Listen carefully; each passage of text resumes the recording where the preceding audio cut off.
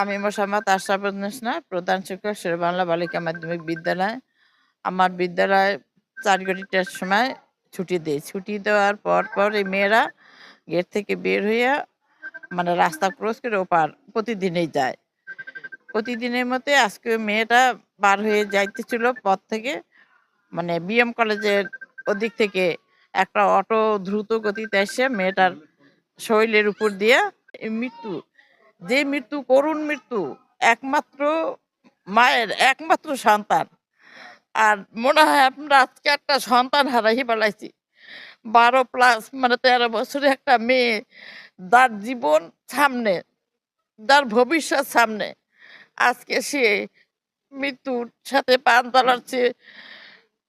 Sherebangla medical কলেজে, যে medical Asia মহাদেশের মধ্যে নাম করা, সেখানে 2 ঘন্টা পর্যন্ত জরুরি বিভাগে আমাদের ম্যাডামরা, স্যারেরা সবাই অনেক রিকোয়েস্ট করছে ডাক্তারের কাছে, কোনো ডাক্তারই তার চিকিৎসায় এগিয়ে আসে না। যখন শেষ 4র্থ তলায় নিচে, তখন কর্মরত নার্স আসে দেখে যে তারা নাই, তখন এই সিজে করিয়া দেখে যে সে, তার প্রাণহানি হয়েছে। তাহলে এই কি শেরেবাংলা মেডিকেল কলেজে কর্মরত ডাক্তারের আপনারা আমাদের এই ব্যবস্থাটা দেখবেন সবাই। আর এই জায়গা ব্যথা টাকাই আছে। তখন আমি বলছি, মা তুমি অনেক ব্যথা পাইছো, কোনো কথা বলে নাই। এখন কথা হচ্ছে, দীর্ঘদিন যাবতে আমরা এই রাস্তায় স্ট্রিট ব্রেকার চাওয়ার জন্য বহুবার বলছি। আগে যখন লোক ছিল, সব আমলেই বলছি, কোনো আমলে আমাদের স্কুলের সামনে স্ট্রিট ব্রেকার দেওয়া হয় না। এখন বিএম কলেজের সামনে, কলেজিয়েটের সামনে, নতুল্লাবাদ থেকে যত গাড়ি আসে এবং বিএম কলেজ এই সদর রোড থেকে যত গাড়ি আসে, সবই তো নতুল্লাবাদের দিকে যায়। আমাদের স্ট্রিট ব্রেকার একান্ত প্রয়োজন।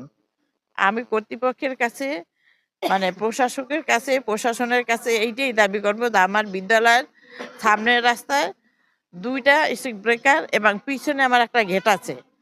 পিছনে গেটও থেকে অনেক ছাত্রীরা আসে, সেখানে অনেক গাড়ি যাতায়াত করে, এবং পিছনের রাস্তায় 2টি স্ট্রিট ব্রেকার। আমি প্রশাসক সবার কাছেই আবেদন করছি মৌখিকভাবে, আর আপনারা এই আবেদনটা তাদের কাছে পৌঁছিয়ে দিবেন। আর আমাদের স্কুলের সামনে আজকে যে ঘটনাটা ঘটেছে এটা অত্যন্ত দুঃখজনক। আমি এটার তীব্র নিন্দা এবং ধিক্কার জানাচ্ছি যে আসলে বরিশাল একটি ছোট্ট শহর। এখানে স্কুল, আসলে এই যে আমাদের বিএম কলেজের সামনে একটা কলেজিয়েট স্কুল, তারপরে শেরেবাংলা গার্লস স্কুল, আমি ওই স্কুলে শিক্ষকতা করি আজকে প্রায় 20 বছর 21 বছর। তো এই 21 বছরে আমার স্কুলের সামনে আজকে যে ঘটনাটা ঘটেছে, আগেও আমাদের দাবি ছিল যে এখানে একটা স্পিড ব্রেকার দেওয়া হোক, কিন্তু আমরা পাইনি। এটা অত্যন্ত দুঃখজনক।